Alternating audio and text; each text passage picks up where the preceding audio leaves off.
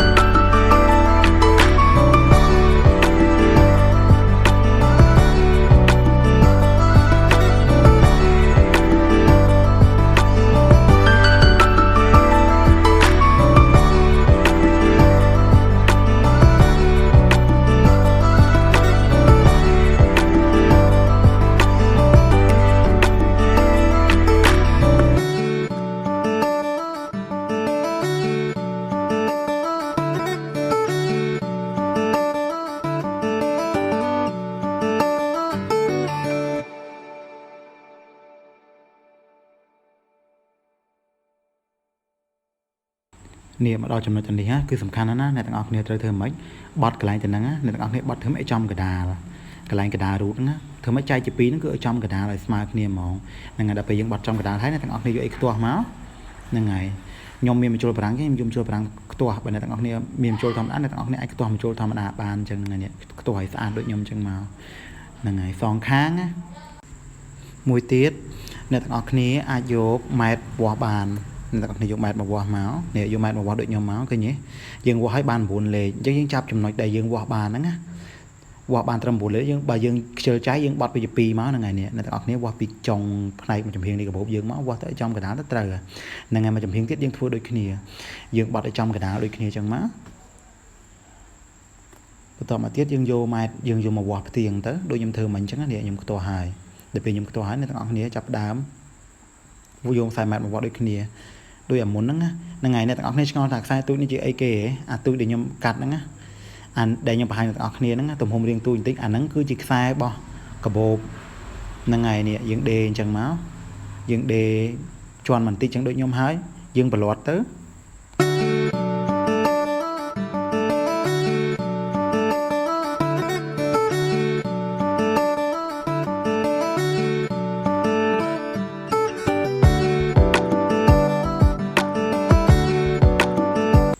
នេះអ្នកទាំងអស់គ្នាប្រឡត់បានស្អាតហើយប្រឡត់បានស្អាតចឹងហ្នឹងបន្ទាប់មកនេះយកទៅអ៊ុតឲ្យទៅប៉ែតដូចខ្ញុំចឹងមកបន្ទាប់មកយើងបត់ជា2ហ្នឹងហើយយើងបត់ជា2ហើយយើងដេរកាត់ទៅយើងដេរសកត់វាបន្តិចទៅដើម្បីវាជាប់ហ្នឹងហើយកាត់ព្រុយកាត់អីស្អាតទៅណាកុំឲ្យសល់កតុយអំបោះឲ្យញ៉ៃញ៉ៃបន្ទាប់មកទៀតអ្នកទាំងអស់គ្នាយកទៅសោកចូលកន្លែងដែលរូតយើងនេះរូតយើងរូតអត់ដល់ចំហបន្តិចហ្នឹងណាអ្នកទាំងអស់គ្នាសោកអាកន្លែងទៅហ្នឹងចូលដូចខ្ញុំចឹងមកសោកខ្សែចូលត្រង់ហ្នឹងមកហ្នឹងហើយដល់ពេលសោកចូលត្រង់ហ្នឹងហើយយើងដេរទៅ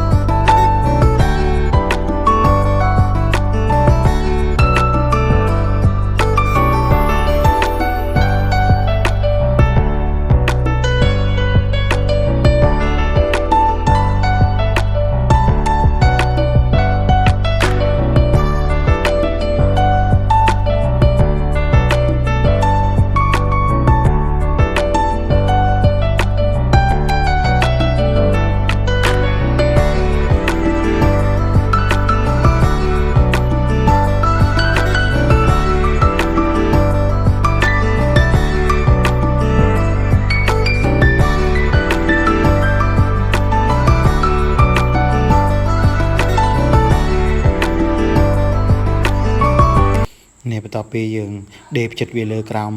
ហើយអ្នកទាំងអស់គ្នាចាប់ដើមចាប់ជ្រុងគឺអត់មានអីពិបាកទេអ្នកទាំងអស់គ្នាចាប់អាកតុយដែលអ្នកទាំងអស់គ្នាដេរបត់ជា2ហ្នឹងណាឲ្យចេញជារាងត្រីកោណដោយបន្ទាត់ធ្នេកដាលហ្នឹងណាគឺឲ្យចំស្មើគ្នាឲ្យចែកគ្នាស្មើជាមួយនឹងត្រីកោណដែលយើងបត់មកហ្នឹងគឺអាកដាលវាប្រៀបបានជាមុំកែងអញ្ចឹងមុំកែងគឺធ្វើយ៉ាងម៉េចឲ្យកែងបន្ទាប់មកអ្នកទាំងអស់គ្នាដេរកាត់ដោយស្មានប៉ុនទំហំមកល្មមហ្នឹងហើយដេរកាត់ស្មានអញ្ចឹងហើយបានមួយអញ្ចឹងហើយនេះខ្ញុំដេរខ្ញុំអត់តន់ដឹងទំហំទេគឺខ្ញុំស្មានមួយសិនបន្ទាប់មកបាទខ្ញុំចាប់ដើមវាស់ទំហំនឹងយកដើម្បីដេរទៅ3ជ្រុងផ្សេងទៀតដោយសារទាំងអស់យើងមាន4ជ្រុងណាទាំងអស់គ្នាហ្នឹងហើយនេះខ្ញុំបាន4លេខមួយចំហៀងហ្នឹងខ្ញុំដេរប្រយោលចោលគឺខ្ញុំបាន4លេខអញ្ចឹងមួយជ្រុងទៀតគឺខ្ញុំត្រូវទៅយក4លេខទាំងអស់គ្រប់ជ្រុងហើយបត់ធ្វើតាមលក្ខណៈដដែលហ្នឹងឲ្យគ្រប់ជ្រុងទាំងអស់ដូចអ្វីដែលខ្ញុំបានបង្ហាញនៅជ្រុងទី1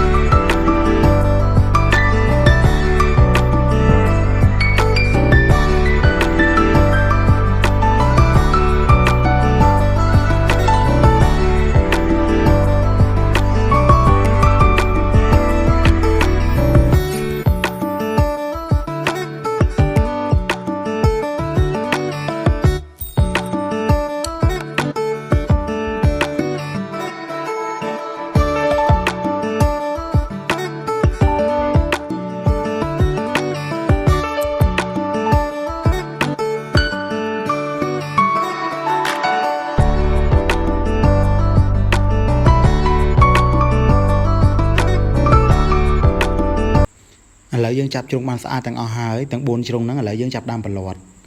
យើងប្រឡត់វាមកវិញមកហ្នឹងហើយនេះប្រឡត់ហើយរុញវាអស់ដូចខ្ញុំអញ្ចឹងណាទាំងគ្រប់ជ្រុងដូចគ្នាដែលយើងបានដេរហើយតោះចាប់ដើមប្រឡត់ទាំងអស់គ្នា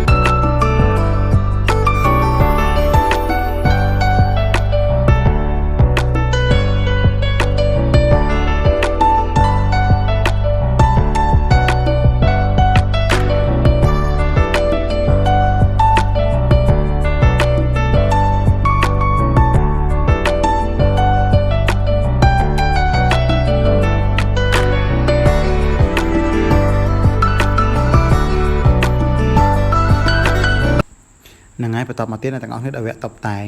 នេះគឺជាបូដែលវីដេអូមុនខ្ញុំបានបង្ហាញអ្នកទាំងអស់គ្នាអំពីវិធីធ្វើបូណាវាមានលំនាំដូចតែគ្នាមានច្រើនយ៉ាងអ្នកទាំងអស់គ្នាអាចច្នៃម៉ូដមិនធំទូចក៏បានសាច់ទៅលើអ្នកទាំងអស់គ្នាស្រឡាញ់តែសម្រាប់កាបូបនេះខ្ញុំអត់ធ្វើធំពេកទេគឺខ្ញុំធ្វើកូនបូទូចល្មមដើម្បីយកមកដាក់បន្ថែមជាសោភ័ណភាពអាហ្នឹងសម្រាប់ទៅលើអ្នកទាំងអស់គ្នាទោះបីជាអ្នកទាំងអស់គ្នាចង់ដាក់ឬមិនចង់ដាក់នៅវាជារឿងរបស់អ្នកទាំងអស់គ្នាប៉ុន្តែខ្ញុំស្រឡាញ់ខ្ញុំចង់ថែមឲ្យវាមើលទៅវាកាន់តែស្រស់ស្អាតហើយលេចធ្លោខ្ញុំថែមកូនបូវាពីលើហ្នឹងដើម្បីឲ្យវាកាន់តែស្រស់ស្អាតហ្នឹងហើយឥឡូវខ្ញុំធ្វើហើយខ្ញុំធ្វើកូនបូហើយខ្ញុំដាក់បិទវាហ្នឹងហើយបិទវាដើម្បីឲ្យក្តៅពួកឲ្យវាកំពុងតែក្តៅអញ្ចឹងដើម្បីឲ្យជាប់បានយូរអ្នកទាំងអស់គ្នាទៅទុកចោលមួយស្ទុះប្រហែល1នាទី3នាទី2នាទី3នាទីគឺទៅតាមអ្នកទាំងអស់គ្នាហ្នឹងហើយឥឡូវរងចាំវាស្ងួតទាំងអស់គ្នា